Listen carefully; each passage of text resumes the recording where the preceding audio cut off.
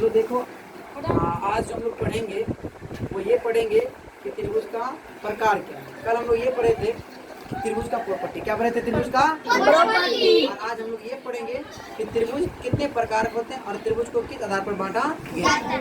देखो सबसे पहले हम लोग ये पढ़ेंगे कि त्रिभुज कितने प्रकार के होते हैं और किस आधार पर बांटा गया। चलो देखो जैसे कि हम लिखे हैं इसमें कि त्रिभुज के प्रकार, त्रिभुज के प्रकार। तो देखो त्रिभुज दो आधार पर बांटा गया है। कितने आधार पर बांटा गया है? दो आधार। एक भुजा के आधार पर बांटा गया है और एक कोण के आधार पर बांटा गया है। एक भुजा के आधार पर और एक कोण के आधार पर। जैसे कि हम लिखे हुए हैं कि भुजा के आधार पर त्रिभुज तीन तरह के होते हैं। एक होता है समबाहु त्रिभुज, एक होता है समद्विबाहु त्रिभुज, एक होता है विषमबाहु त्रिभुज। जैसे अब बात करेंगे पहला समबाहु त्रिभुज क्या होते हैं। समबाहु त्रिभुज उसको बोलते हैं जिस त्रिभुज में तीनों भुजा बराबर हो जाए। कितना भुजा बराबर हो जाए? तीनों भुजा। जिस त्रिभुज में तीनों भुजा बराबर हो जाती है उसे हम लोग कहते हैं समबाहु त्रिभुज। समबाहु त्रिभुज जैसे कि हम इसको सबसे मतलब निकल जाता है। सम का मतलब होता है बराबर। सम का मतलब क्या होता है? बराबर। सम का मतलब क्या होता है? बराबर। और बाहु मतलब होता है भुजा। बाहु मतलब क्या है? भुजा।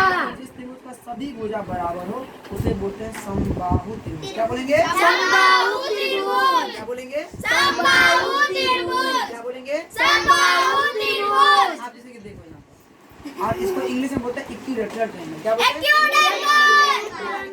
जैसे कि हम त्रिभुज लिए हैं एक ABC कोई त्रिभुज है जिसमें AB बराबर है BC का, बराबर है AC का, है कि नहीं? हाँ। ये हो गया समबाहु त्रिभुज। अब दूसरे त्रिभुज की बात करते हैं, उसका नाम हो गया समद्विबाहु त्रिभुज। क्या नाम हो गया? समद्विबाहु। इसके नाम से ही स्पष्ट है। सम का मतलब होता है बराबर। सम का मतलब क्या होता है? बराबर। सम का मतलब क्या होता है? बराबर। सम का मतलब क्या होता है? बराबर। द्वि मतलब दो। द्वि मतलब दो। द्वि मतलब क्या होता है? दो। द्वि मतलब दो। बाहु मतलब भुजा। भुजा।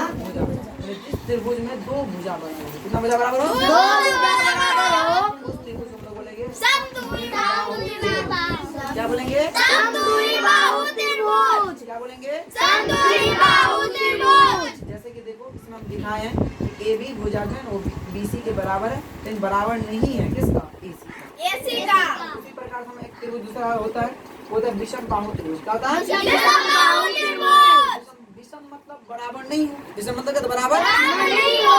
मतलब भुजा, मतलब हम लोग ये समझ गए कि जिस त्रिभुज में तीनों भुजा अलग अलग हो, तीनों भुजा क्या हो? अलग अलग हो, उस त्रिभुज को हम लोग बोलेंगे विषमबाहु त्रिभुज। क्या बोलेंगे? विषमबाहु त्रिभुज। जैसे कि इसमें देखो दिखा है AB जो है ना, देख रहे हो AB है ना, AB तो बराबर नहीं है BC का।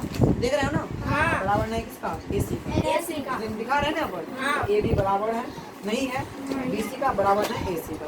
ये हो गया हमारा भुजा के आधार पर त्रिभुज तीन तरह के होते हैं। कितने तरह के होते हैं? तीन तरह के। हम दिखा दें, एक होता है समबाहु त्रिभुज, एक होता है समद्विबाहु त्रिभुज, एक होता है विषमबाहु त्रिभुज।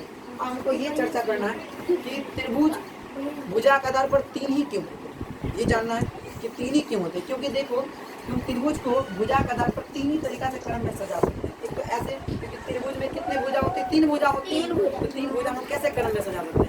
ऐसा हो सकता है कि तीनों भुजा बराबर हो जाए, ऐसा संभव है। या ऐसा भी संभव है कि दो भुजा बराबर एक भुजा बराबर नहीं है, ये भी संभव है। तीसरी ऐसा कंडीशन हो सकता है कि तीनों का तीनों भुजा क्या हो? अलग हो। तीनों का तीनों भुजा क्या हो? अलग अलग हो। इसका मतलब हम लोग त्रिभुज को भुजा के आधार पर तीन तरीका से ही सजा सकते हैं। इसीलिए त्रिभुज भुजा के आधार पर तीन ही प्रकार के होते हैं। तो समझ गए हो ना? ओके, तो मैं आपको आधार पर बताऊं क्या? अगला मैं बता रहा हूँ तुमको कि भुजा के आधार पर तो बता ही दी, अब बता रहा हूँ त्रिभुज के कोण के आधार पर कितने प्रकार के होते हैं।